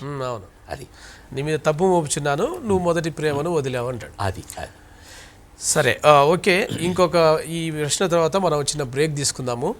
ఒక విషయం, చాలామంది ఫాస్టింగ్ ప్రేయర్ చేస్తారు కదండి. ఫాస్టింగ్ ప్రేయర్లో దేవుని చిత్తం తెలుసుకుని, దేవుని చిత్తం ఏంటో తెలుసుకుని దానికి అనుగుణ్యంగా జీవించాలనేటువంటి రీతిగా ఫాస్టింగ్ ఉంటే బాగుంటుంది. అది కాకుండాను ఒక గోల్ పెట్టుకుని, దేవా నువ్వు ఇస్తావా లేదా అని దాని గురిగా పెట్టుకుని, అది దేవుని చిత్తమైనా లేకపోయినా కానీ అది మన అవసరంగా ఎంచుకుని మనం ఫాస్టింగ్ అండ్ ప్రేయర్లో పెట్టుకుంటే అది నెంబర్ 1 గురి అవుతుంది, నెంబర్ 1 ప్రేమ అవుద్ది అన్నమాట. అందువలన ఫాస్టింగ్ అండ్ ప్రేయర్లో పెట్టినప్పుడు ఏంటంటే, ప్రభు అది నీ చిత్తమా, నీ చిత్తమైతే నాకు ఇవ్వు ప్రభు అనే మాట రావాలి. ఓకే. ఇంకొకటి నేను మామూలుగా ఒక పదం వాడతాను, ఏంటంటే good is the worst enemy of the best. Good is the worst enemy of the best. ఇప్పుడు దేవునితో పోటీ చేసేటువంటిది అవి వర్స్ట్ అని కాదు, అవి మంచివే కానీ అవి మంచివే. ఎంత మంచివైతే దానికి మనం ఆశిస్తాం. ఎంత మంచివంటే బెస్ట్ దేవుని ప్రేమించటం, దేవునికి అనుగుణ్యంగా జీవించడం, దేవుని చిత్తం చేయటం, అది బెస్ట్ అన్నమాట. అది తెలుసుకోకుండా ఓకే ఇది మంచిది కాబట్టి దీనికి ఎక్కువ ప్రాధాన్యత ఇచ్చేటువంటి అవకాశం ఉంటుంది అన్నమాట. కాబట్టి దీనికి ఇది చాలా పోటీ పడుతుంది, పోటీ. So it becomes worst enemy అన్నమాట. అక్కడ మనం జాగ్రత్తగా ఉండాలి. ఓకే, అది మంచిది, అది చెడ్డదనం మంచిదే. ఒకసారి మన ఫ్యామిలీ కావచ్చు, మన పరిచర్య కావచ్చు, మన గురి కావచ్చు, సంఘం కట్టుకోవాలి అంటే, సంఘం అంటే ఈ చర్చ్ బిల్డింగ్ కట్టుకోవాలి, కొన్ని ఆశయాలు ఉంటాయి అన్నమాట. అది ఇక దాన్ని సెంటర్గా పెట్టుకుని మిగిలిన అన్నిటినీ నిర్లక్ష్యం చేసి, ఓకే, ప్రార్థనలో కూడా ఇక అది ఎప్పుడు దేవుని గోజాడుతూ ఉంటే అది ఒకసారి అనుమానం వస్తుందన్నమాట. ఓకే, అది ఆయనకి ఐడల్ అయిపోయింది అనేటువంటి ఉద్దేశం ఉండకూడదు అనమాట. కాబట్టి మనం ప్రార్థనలో చేసి, ప్రభు నీ చిత్తమైతే ఇవ్వు అనేటువంటిది చివరి మాట చెప్పాలి. నీ చిత్తం కాకపోతే వద్దు ప్రభు, అది నాకు ఐడల్ అయిపోద్ది అనేటువంటి రీతిగా మనం ఫాస్టింగ్ అండ్ ప్రేయర్లో ఆ విధంగా ప్రార్థన చేయడం మంచిది. ఓకే. సో ఫాస్టింగ్ ప్రేయర్స్ అనేటువంటి దేవునికి దగ్గరగా నడిపించకుండా మన అవసరాలు, మన అక్కర్లు తీర్చుకునేదిగా ఉండకూడదు అని మీరు చెప్తున్నారు. ఓకే. ఇంకొక అంటే అది కూడా కాదు, మన అవసరాలు చెప్పుకోవాలి, కానీ చివరికి ఏంటంటే, ప్రభా అది నా ఆశ, మీ ఆశ, ఓకే, నీ చిత్తం అయితే నెరవేర్చు, నీ చిత్తం అయితే నెరవేర్చు అనేటువంటి దానికి హెసిటేట్ చేయకూడదు. ఓకే. ఓకే, అంటే మన కొన్నిసార్లు దేవుని చిత్తం కాబట్టి మనం ఆశిస్తాం, అవును, కానీ అది ఆ దేవుని చిత్తం, అది నా పట్టుదల కాదు అని మనం రుజువు చేసుకోవాలి. ఇప్పుడు మరో ప్రశ్న అంకుల్, మీరు మాట్లాడుతూ కొన్ని విషయాలు చెప్పారు. సంఘంలో విశ్వాసుల మధ్యలోకి అనేక విషయాలు వచ్చాయి. దేవుడు అసహించుకుంటుంది, లేకపోతే సంఘానికి శ్రమలు రావడానికి, హింసలు రావడానికి కారణము మనం మాట్లాడుతున్నాం. సంఘంలో ఉన్నటువంటి విశ్వాసులు, నాయకులు వీళ్ళే ప్రాబ్లం అన్నట్లుగా మనం వెళ్తున్నాం. సో దాంట్లో భాగంగా క్యాస్ట్ సిస్టమ్ అనేటువంటిది ఒకటి ఉంది. చాలామంది నేను గమనించింది ఏంటంటే, వివాహము వచ్చేసరికి అంతకుముందు పట్టించుకోని వాళ్ళు కూడా వివాహం అనేసరికి ఈ కులాన్ని తీసుకొస్తారు. సో కులం అనేది ఎంతగా జీర్ణించుకుపోయింది మనుషుల్లో అంటే, దాన్ని క్రైస్తవులుగా మారిన తర్వాత కూడా కులం పోవడం అనేది చాలామందిలో కష్టంగా ఉంది. సో ఇందుని బట్టి కూడా దేవుడు శ్రమలు అనుమతించాడేమో సంఘం విషయంలో అని మీరు చెప్పినటువంటి మాటల్లో నాకు అర్థమైంది. సో దీన్ని మనం ఒకటి గ్రహించాల్సింది ఏంటంటే, ఇప్పుడు కులం అనే దాన్ని బట్టి హిందూ మతాన్ని మనం విమర్శించట్లేదు, అది మన పాయింట్ కాదు. అది వాళ్ళ సిస్టమ్, వాళ్ళ సాంప్రదాయం. మనం ఏం ఆలోచిస్తున్నామంటే దేవునికి ప్రీతికరంగా ఏ విధంగా జీవించాలి, దేవుని ఇన్స్ట్రక్షన్ ఏంటి, దేవుడు ఆశించిన దానికి వ్యతిరేకంగా ఏ విధంగా వెళ్తున్నాం, అది ప్రశ్న. ఓకే, ఆ హిందూయిజం వాళ్ళని క్రిటిసైజ్ చేయటం కాదు, దేవుడు ఏం చెప్పాడు అనేటువంటి ప్రశ్న అన్నమాట. ఇప్పుడు ఈ కులభేదాలు అనేది బయట ఉంటే అది వాళ్ళ సాంప్రదాయం, అది వాళ్ళ మతపరంగా ఉండేటువంటి వాళ్ళ టీచింగ్. కానీ అది సంఘంలోనికి రావటం, సంఘంలో ఆ విధమైనటువంటి కులభేదాలు ఉండటం మంచిదా? ఓకే, మరి ఇప్పుడు అది మంచిది కాదు. ఏ విధంగా మంచిది కాదు? దేవుడు అందరినీ సమానంగా చేశాడు, అందరినీ.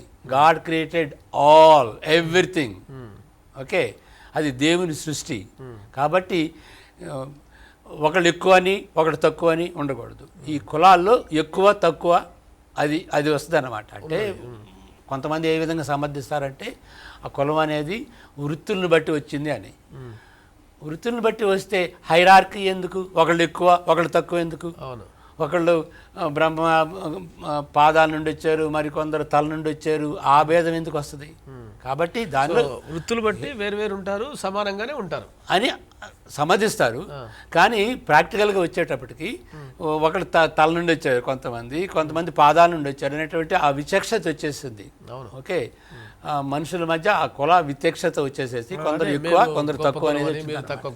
కానీ బైబిల్లో ఏంటంటే అందరూ సమానమే. ఎందువల్ల సమానం అంటే దేవుడు ఆ విధంగా అందరినీ తన రూపంలో స్వరూపంలో చేశాడు, అందరినీ పోషిస్తున్నాడు. అదొకటి. యేసు ప్రభు చనిపోయింది, ఆ శిలువలో చనిపోయినప్పుడు మధ్య గోడ పడిపోయింది, తెర చిరిగింది. తెర చిరగటం అంటే దేవునికి మానవులకి ఉన్నటువంటి ఆ యొక్క అడ్డు శిలువ వలన తొలగింపబడింది. డైరెక్ట్గా మనిషి ఏ భయం లేకుండా, ఏ భీతి లేకుండా, ఏ మీడియా లేకుండా దేవుని దగ్గరికి వెళ్ళాలి. శిలువలో ఇంకేం జరిగిందంటే మనిషికి ఉన్నటువంటి మధ్య గోడ కూడాను యేసు శిలువలో ఆయన పడగొట్టాడు. ఓకే, ఆ దినాల్లో ముఖ్యమైనటువంటి విభేదం ఏంటంటే యూదులకి అన్యులకి, యూదులు కానిటువంటి వాళ్ళు. ప్రతి సొసైటీలో కూడా ఇది ఉంటుంది అన్నమాట. రోమీలు అంటే రోమీలు, బార్బేరియన్స్ అంటారు. అట్లాగే క్రైస్తవులు కూడా క్రైస్తవేతరులు అంటారు. యూదులు ఏమంటారంటే యూదులు కానటువంటి వారు. అది చాలా పెద్ద ప్రాబ్లం అన్నమాట. ఎందుకంటే యూదులు అనేటువంటి వాళ్ళు దేవుడు వాళ్ళని ఏర్పరచుకున్నాడు, వాళ్ళకి నిబంధన ఇచ్చాడు, వాళ్ళకి వాగ్దానాలు ఇచ్చాడు, వాళ్ళ ద్వారా ప్రవక్తలు, వాళ్ళ ద్వారా రక్షణ వస్తుంది. కాబట్టి వాళ్ళకి చాలా ప్రాముఖ్యత ఉంది. కానీ యేసుప్రభు వచ్చిన తర్వాత యూదులకి అన్యులకి ఏ భేదం లేదు. యేసుప్రభు వచ్చేంత వరకే పాత నిబంధన, యేసుప్రభు వచ్చేంత వరకే యూదుల యొక్క ప్రత్యేకత. అంటే తర్వాత యూదులు మారు మనసు పొందరని కాదు, యూదులకి దేవుని యొక్క ప్లాన్ ఉంది. వాళ్ళు కూడా సువార్త విని మారు మనసు పొందుతారు, యేసుప్రభుని విశ్వసిస్తారు. ఓకే, వాళ్ళు సంఘంలో భాగమవుతారు. అప్పుడు ఒక అపోస్తలుడైన పౌలు దీని గురించి చెబుతూ గలతీ 3:28 ఉంటుంది అన్నమాట. ఇందులో అంటే క్రైస్తవ సంఘంలో ఏ భేదం లేదు, యూదుడని అన్యుడని, స్త్రీ అని పురుషుడని, దాసుడని స్వతంత్రుడని ఏ భేదం లేదు, అందరూ సమానం. గలేషియన్స్ 3:28 అనేది it is the Magna Carta of human relationships, ప్రమాణపత్రం. అది మనం గుర్తుంచుకోవాలి. యేసు ప్రభు యొక్క సిలువను బట్టి, ఆయన సువార్తను బట్టి అందరికీ సమానత్వం అన్నమాట, ఏ భేదం లేదు. ఆ సిలువను బట్టి మనం దేవునితో నిబంధన చేసుకుంటే, యేసు ప్రభుని నమ్మి ఆ క్రొత్త నిబంధన చేసుకుంటే, క్రొత్త నిబంధనలో 4 భాగాలు ఉన్నాయి కదా. నేను మీ దేవుడిని, మీరు నా ప్రజలు, మీ పాపాలు కొట్టివేయబడతాయి, నా యొక్క ఆత్మను మీలో ఉంచి మీ హృదయాన్ని మారుస్తాను అని 4 భాగాలు అన్నమాట. ఆ విధంగా నిబంధన చేసుకున్నటువంటి వ్యక్తులు, క్రైస్తవ విశ్వాసులు ఆ యొక్క నిబంధనకి ఎంత ప్రాముఖ్యం ఇస్తారంటే ఇక వేరే కట్టుబాట్లకి అవి స్థానం లేదు. జాతికి, కులానికి, మరలా ఒక దేశానికి, ఒక లాంగ్వేజ్కి, ఓకే, దాన్ని బట్టి తక్కువ చూపు చూడకూడదు అన్నమాట. యేసుక్రీస్తులో ఆ ఈక్వాలిటీ ఉన్నది. ఎప్పుడైతే ఈ కులానికి సంబంధించింది మా సంఘం, ఆ కులానికి సంబంధించింది మాల సంఘం, మాదిగ సంఘం, చౌదరి సంఘం, రెడ్డి సంఘం అనేటువంటి ఐడియాని బట్టి కులానికి మనం ఎక్కువ ప్రాముఖ్యత ఇచ్చాం. ఓకే, స్వార్థలో సమానత్వానికి ఇవ్వలేదు. కొంతమంది అంటారు మరి ఆ విధంగా చేస్తే ఆ కులానికి సంబంధించినట్టు వస్తారని. రావచ్చు, కానీ మన బోధ ఏంటి? మన బోధ ఏంటి? అందరూ సమానమని చెప్తున్నామా? యేసు ప్రభులు హెచ్చు తగ్గులు లేవు, అందరూ సమానం, అందరూ పాపులే, అందరికీ సువార్త కావాలి, అందరికీ రక్షణ కావాలని చెప్తున్నామా? మరి ఒక విధంగా బక్సింగ్ గారు లాంటి వాళ్ళు ఆ కులం అనేటువంటిది లేకుండానే అందరూ సమానంగా కూర్చొని అసలు కులం అనేది అడగరన్నమాట. మరి ఆయన కూడా కట్టాడు కదా స్వార్థ చెప్పుకుని. కాబట్టి ఈ విధంగా చెబితేనే సంఘాలు అభివృద్ధి చెందుతుంది అనేటువంటి ఐడియా ఎందుకు వస్తుంది? కాబట్టి క్రైస్తవులు అంటే మానవ స్వభావం మనలో ఉన్నది, అలాంటి ఫీలింగ్స్ వస్తాయి. కానీ ఆ ఫీలింగ్ స్వార్థకి వ్యతిరేకమని గమనించుకోవాలి అని ఆ లైన్లో ఆలోచించేటువంటి వాళ్ళు పశ్చాత్తాపడాలి. ఆ బోధలు చేసేటువంటి వాళ్ళే కాదు, ఆ బోధనను బట్టి మారు మనసు పొందేటువంటి వాళ్ళు కూడాను పశ్చాత్తాపడాలి. ఓకే, ఆ ఫీలింగ్స్ రాకుండా చేయాలన్నప్పుడు అంటే సువార్త అందరికీ అవసరం, అందరికీ సంబంధించింది అని గ్రహించుకుని మరి క్రైస్తవ సంఘాల్లో అలాంటి డివిజన్ లేకుండా చేయాలన్నమాట. ఇప్పుడు ఇందులో నాది ఒకటి, కుల వ్యవస్థ అనేది మన దేశంలో ఉంది, అన్ని దేశాల్లో వాళ్ళ రీతిగా ఉంది. కానీ క్రైస్తవ సంఘం కుల వ్యవస్థను పెంచి పోషించకూడదు అనేది దేవుని వాక్యం చెబుతున్నది. ఇంతకుముందు మనం మాట్లాడుకున్నట్టు ఆ అడ్డుగోడను దేవుడు క్రీస్తునందు పడగొట్టాడు. పడగొట్టిన తర్వాత మళ్ళీ ఆ వ్యవస్థను తీసుకొచ్చి దాన్ని పెంచి పోషిస్తూ మళ్ళీ మనం కడుతున్నామనేది దానికి సూచన. రెండవది, మన జాతిపిత గాంధీ గారు కూడా, మహాత్మా గాంధీ గారు ఏం చెప్పారంటే untouchability is a crime against man and God అన్నారు కదా. అంటే క్రైస్తవ సంఘం దాన్ని ఇంకా కాపాడుకుంటూ వస్తుంది. బయట ప్రపంచంలో కూడా, మన దేశంలో క్రైస్తవేతరులు కూడా కుల వ్యవస్థను అసహించుకునేవాళ్ళు, ద్వేషించేవారు, అది తప్పు, అది ఒక విధంగా దేవునికి మానవునికి మనం చేసే ద్రోహం అని చెప్పేవాళ్ళు కూడా ఉన్నారు. వాళ్ళే చెబుతుంటే ఇంత సత్యం తెలిసిన క్రైస్తవులు దాన్ని ఇంకా పెంచి పోషించడం అనేది చాలా బాధాకరం. ఇంత ప్రపంచానికే సువార్తను చెప్పి సత్యాన్ని చెప్పాల్సినటువంటి సంఘం వీళ్ళనే లొసుగులు పెట్టుకొని బయట ప్రపంచం కూడా అసహించుకుంటున్న దాన్ని వీళ్ళు కాపాడుకుంటుంటే ఎట్లా? అది ఏమని సమాధించుకోవాలి? ఒక ఉదాహరణ చెప్తాను. ఒకసారి నన్ను ఒక సభకు పిలిచారు, ఒక చర్చ్ వాళ్ళు. నేను ఊరు పేరు చెప్పను, మన తెలుగు రాష్ట్రాల్లో ఉండే స్థలమే. సరే, అక్కడ మీటింగ్ స్టార్ట్ అయింది. సాయంత్రం బహిరంగ సభ బయట పెట్టారు. ఒక రాయి విసిరేంత దూరంలో ఇంకొక మందిరం ఉంది. అక్కడ పెద్ద మైక్ పెట్టి పెద్దగా పాటలు వినిపిస్తున్నాయి. చాలా డిస్టర్బెన్స్గా ఉంది. అక్కడ స్థానిక పాస్టర్ గారిని అడిగాను, ఏంటి పాస్టర్ గారు ఇదంటే, వాళ్ళు అంతేలేండి, ముందు మన దగ్గరే ఉన్నారు, మనకు పొసకలేదు, మాకు వాళ్ళని బయటికి వాళ్ళే పోతామన్నారు, పోయినారు. కానీ ఏమైపోతుంది, ఇప్పుడు ఇద్దరికి పోటీ పడింది. సో వ్యవస్థ విడిపోయారు. విడిపోయి ఏం మంచి చేస్తున్నారంటే మంచి చేయడానికి బదులు కీడు చేస్తున్నారు. ఈ 10 మంది దృష్టిలో నవ్వులో పాలయ్యారు. ఇంకా జస్ట్ ఒక విషయం అండి, ఇది ఎందుకంటే చాలా ముఖ్యమైనటువంటి విషయం. ఏదో విని బాగున్నది అని వెళ్ళటం కాదు, దీని గురించి మనం పశ్చాత్తాపడాలి. ఎందుకంటే సంవత్సరాలుగా ఇట్లా వెళ్తుంది. మరి మనం సువార్త చెప్పినప్పుడు ఏది సువార్త ప్రభావం ఏది?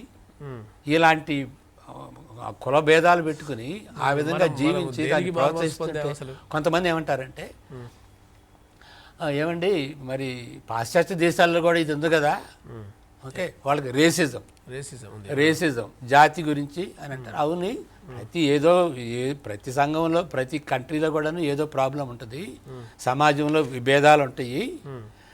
కానీ మనం గమనించాల్సింది ఏంటంటే రేసిజం రైట్ అని వాళ్ళు ఎవరు చెప్పరు. బైబిల్ కూడా చెప్పలేదు. ఓకే, చెప్పకూడదు. అది ఫండమెంటల్ రైట్స్కి రేసిజం అనేది వ్యతిరేకత. ఇప్పుడు Abraham Lincoln, William Wilberforce, Martin Luther King, okay, ఆ రేసిజాన్ని నిర్మూలన చేస్తారు. ఇప్పుడు కూడా ఆ ఫీలింగ్ ఉన్నది, కానీ ఖండిస్తారు, ఇది రేసిజం అని ఖండిస్తారు. మరి తప్పుని తప్పుగా చెప్పాలి. మరి ఈ ఈ ఈ కుల విభేదాలు విశేషత తీసుకొచ్చేసేసి రాంగ్ని రైట్గా చెబితే ఎట్లాగూ? రాంగ్ని రాగనాలి. ప్రాక్టీస్ అనేది ఇప్పుడు రాంగ్ని రాంగనకపోతే ప్రాక్టీస్లో ఎట్లా మార్పు వస్తుంది?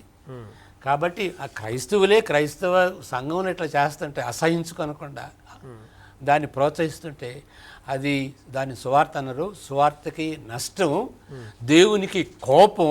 ఇంకొకటి విషయం అండి, ఎఫెసీ పత్రిక 3వ అధ్యాయంలో అపోస్తలుడైన పౌలు చెప్తాడు, ఇది యూదులకి అన్యులకి ఉన్నటువంటి సంబంధం గురించి చెబుతూ ఇదొక మర్మం అంటాడు. యూదులు అన్యులు వాళ్ళు కోయర్స్ సమానత్వం గురించి అపోస్తలుడైన పౌలుకి దేవుడు బయలుపరిచాడు. అంతకుముందు పాత నిబంధనలో మర్మంగా ఉంది, వాళ్ళు యూదులు హెచ్చైనటువంటి వాళ్ళు అనేటువంటి ఐడియా. సంఘంలోకి వచ్చేటప్పటికి, క్రైస్తవ సంఘంలోకి వచ్చేటప్పటికి సువార్త ప్రకారం వాళ్ళు ఒకరే సమానం అనేటువంటిది అదొక అంతకుముందు మరుగుపరచబడినటువంటి వాటిని మరి దేవుడు అపోస్తలుడైన పౌలుకి బయలుపరుస్తాడు. దాని మర్మం అంటాడు అని చెప్పి ఏమంటాడంటే ఇది దైవుని యొక్క జ్ఞానం. ఈ జ్ఞానాన్ని బట్టి దయ్యపు శక్తులు, దుష్ట శక్తులు సిగ్గుపడతారు, అవి ఓడిపోతాయి. సంఘంలో ఉన్నటువంటి ఐకమత్యతను బట్టి ఏ భేదం లేదు అనేటువంటి ఆ యొక్క దేవుని యొక్క అది కలిసి జీవించటం దేవుని యొక్క జ్ఞానాన్ని రూపిస్తుంది అన్నమాట. ఆ జ్ఞానాన్ని బట్టి దయ్యపు శక్తులు, దుష్ట శక్తులు ఓడిపోతాయి. ఇవి ఉన్నంత వరకు, రివర్స్గా చెప్పాలంటే ఇవి ఉన్నంత వరకు దయ్యపు శక్తులు గెలుస్తాయి అన్నమాట. కాబట్టి చెప్పాలంటే కులాన్ని ఆచరించడం లేకపోతే దాన్ని పట్టించుకోవడం అనేటువంటిది ఒక రకంగా మనం దయ్యములకు అవకాశం ఇస్తున్నట్లే, అంతే కదా. అది అవి గెలిచేటట్టుగా. కాబట్టి అది ఎఫ్ఎస్సి 3:10లో చదవాలన్నమాట. కాబట్టి దీన్ని సీరియస్గా తీసుకుని ఓకే అంటే మరి దేవునికి వ్యతిరేకంగా, దేవుని స్వార్థకి వ్యతిరేకంగా చేస్తే మరి దేవుడు మనం లెంపకాయ కొట్టడా, మనం శిక్షించడా? అదే శిక్ష మనం అనుభవిస్తున్నాం. మనం ఏం చేయాలి?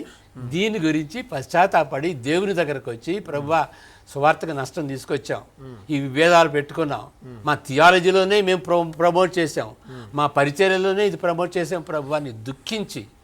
ఓకే, సో అన్యులు ఒక ఆర్టికల్ చదివాను అంకుల్ నేను, కులమే గెలిచింది అని ప్రొఫెసర్ ముదిగొండ శివప్రసాద్ ఒకసారి ఒక పత్రికలో రాశారు. సో అటు హిందూయిజం పక్కన పెట్టండి, అది మొదటి నుంచి ఉంది అట్లా, కానీ అటు కొంతమంది ముస్లింలోకి వెళ్ళిన వాళ్ళు, ఇటు క్రైస్తవులకు వెళ్ళిన వాళ్ళు కూడా కులాన్ని పాటించడం అనేటువంటిది, కులం యొక్క ప్రభావం ఎంత ఉంది భారతదేశంలో ఉన్నటువంటి ప్రజల పైన అనేది ఆయన ఆర్టికల్ రాశాడు. సో బేసిక్గా సంఘస్థులు అయినటువంటి మనము, సంఘంలో ఉన్నటువంటి మనము ఈ విషయంలో సిగ్గుపడాలి ఒక రకంగా. సో దయచేసి చూస్తున్నటువంటి అందరం కూడా ఈ విషయంలో చిన్న ప్రార్థన చేద్దాం. 3 విషయాల్లో ఇప్పటివరకు విన్నటువంటి విషయాల్లో, ఒకటి ఆత్మ సంబంధమైనటువంటి విగ్రహాల విషయంలో, అన్య ఆచారములు సంఘంలోకి మనము తీసుకురావడానికి అవకాశం ఇచ్చిన విషయాల్లో, అదేవిధంగా కులము అనేటువంటి దాన్ని కూడా సంఘములో అనుమతించిన విధానాన్ని బట్టి దేవుడు సంఘంపైకి, ప్రత్యేకంగా భారతదేశంలో ఉన్నటువంటి సంఘంపై శ్రమలను అనుమతించాడు అన్న విషయాన్ని గుర్తిస్తూ దయచేసి చూస్తున్న ప్రతి ఒక్కరు కూడా 1 నిమిషం ప్రార్థన చేయాలని కోరుతున్నాను. చిన్న ప్రార్థన చేద్దాం అంకుల్, నేను చేస్తాను ఆ ప్రార్థన. ప్రేమగల తండ్రి, మీకు వందనాలు, స్తుతులు, స్తోత్రములు చెల్లిస్తున్నాను తండ్రి. ఇంతవరకు విన్న మాటలు బట్టి నాయన, మా సంఘాల్లో అనేకమైనటువంటి సంఘాల్లో నాయన మరి ఇంకనూ కులము అనేటువంటిది ఏలుతుంది నాయన. కులం ప్రకారంగా నిర్ణయాలు తీసుకోవడం, కులం ప్రకారంగా ప్రేమించడం, కులం ప్రకారంగా వేరుగా ఉండడం అనేటువంటి ఒక సిగ్గుకరమైనటువంటి అవమానకరమైనటువంటి విషయాలను మేమే అనుమతించాము తండ్రి. దీన్ని బట్టి మమ్మల్ని క్షమించమని వేడుకొంచున్నాం అయా. మీరేమో మీ స్వరూపంలో మమ్మల్ని చేసుకున్నారు. యేసు క్రీస్తునందు మరి యూదులని యూదేతరులని ఏ భేదము లేకుండా మనుషులందరినీ సమానముగా ఐక్యం చేస్తే మేమేమో మరలా ఆ పడిపోయినటువంటి గోడలను తిరిగి కడుతున్నాం తండ్రి. దయతో మమ్మల్ని క్షమించమని వేడుకొంచున్నాం. అదేవిధంగా ఆత్మ సంబంధమైనటువంటి విగ్రహాలను మాలో ఉంచుకుంటున్నాం. అనేక విషయాలను నాయన మీకంటే ఎక్కువగా మేము ప్రేమిస్తున్నాం, ధనాన్ని ఎక్కువగా ప్రేమిస్తున్నాం తండ్రి. దయతో క్షమించమని వేడుకొంచున్నాం అయ్యా. పొరుగువాన్ని ఆశిస్తున్నాము తండ్రి, క్షమించమని వేడుకొంచున్నాం. అదేవిధంగా మరి అన్యులమైన ఆచారాలను, లోక సంబంధమైనటువంటి మర్యాదలను అయ్యా మరి సంఘంలోకి తీసుకొని వస్తున్నాం. ఆ విషయాలను బట్టి కూడా క్షమించమని వేడుకొంచున్నాం తండ్రి. దయతో మమ్మల్ని క్షమించండి. చూస్తున్నటువంటి ప్రతి ఒక్కరి విషయాల్లో కూడా వారి జీవితాల్లో కలగజేసుకోండి ఆయన. కులం అనేటువంటి ఒక మహా భయంకరమైనటువంటి ఆ దయ్యపు చేష్టను ప్రతి ఒక్కరిలో నుండి తొలగించమని, ఇదిగోనైనా మరి అన్య ఆచారాలను అయా మెలకు దేవతల గురించి విన్నాం. అన్యుల ఆచారాలు వాస్తు రూపంలో, రకరకాల రూపంలో, తిథి నక్షత్రాలని రకరకాల రూపంలో మరి సంఘంలో అనుసరిస్తున్నటువంటి వారి విషయంలో దయతో వారిని క్షమించమని వేడుకొంచున్నాం. వారికి పశ్చాత్తాపం దయచేయమని వేడుకొంచు యేసుక్రీస్తు నామములో వేడుకొంచున్నాం తండ్రి. ఆమేన్. దయచేసి చిన్న బ్రేక్ తీసుకుందాం. బ్రేక్ తర్వాత మళ్ళా కలుద్దాం.